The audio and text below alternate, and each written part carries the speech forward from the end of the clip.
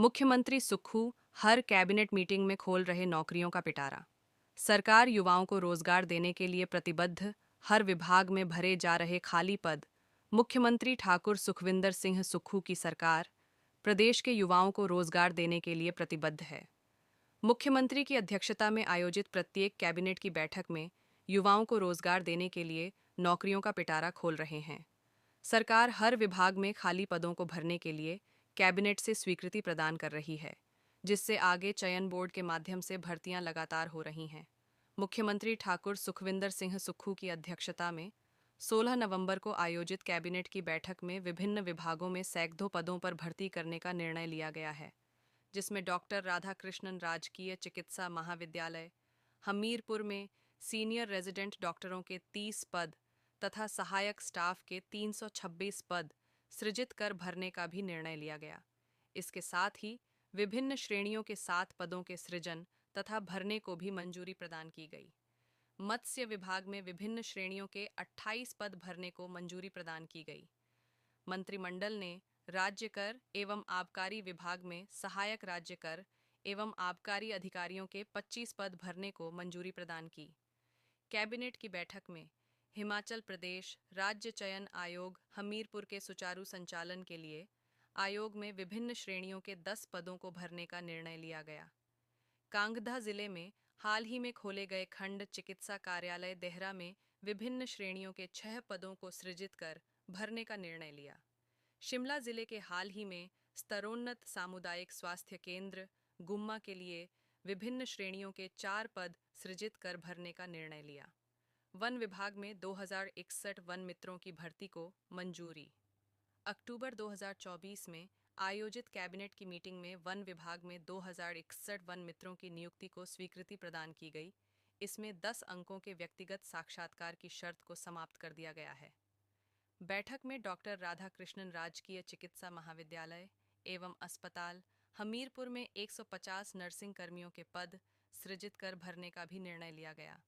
इसके अतिरिक्त मंत्रिमंडल ने चिकित्सा महाविद्यालय हमीरपुर में general medicine, paediatrics, general surgery, orthopaedics, anaesthesia और रेडियोलॉजी विभागों में एसोसिएट प्रोफेसर के 6 पद और असिस्टेंट प्रोफेसर के 10 पद सृजित कर भरने का निर्णय लिया गया। मंत्रिमंडल ने जिला हमीरपुर के नादौन में एक नया उपमंडल पुलिस अधिकारी कार्यालय खोलने के साथ साथ विभिन्न श्रेणियों में 5 पदों को सृजित कर भरने को स्वीकृति प्रदान की। बैठक में कांगधा जिला के इंदौरा में एक नई अग्निशमन चौकी की स्थापना को मंजूरी दी गई। इसके सुचारू संचालन के लिए विभिन्न श्रेणियों के 13 पद सृजित कर भरने को भी मंजूरी प्रदान गई।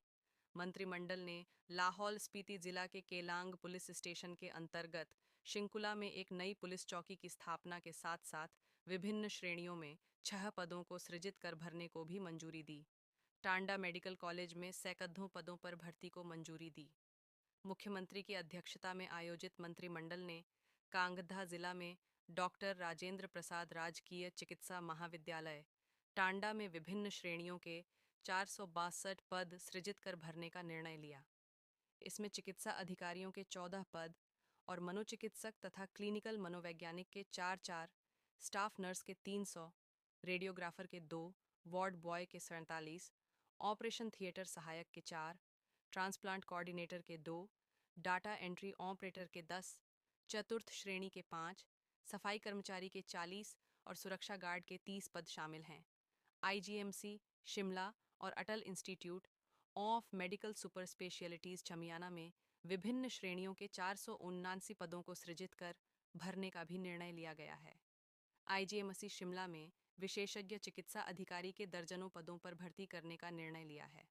इस तरह मुख्यमंत्री ठाकुर सुखविंदर सिंह सुक्खू लगातार प्रदेश के युवाओं को रोजगार प्रदान करने के लिए सरकारी विभागों में पदों को भर्ती करने की स्वीकृति प्रदान कर रहे हैं, जिससे प्रदेश के हजारों युवाओं को क्रमशः हर क्षेत्र में रोजगार हासिल हो रहा है।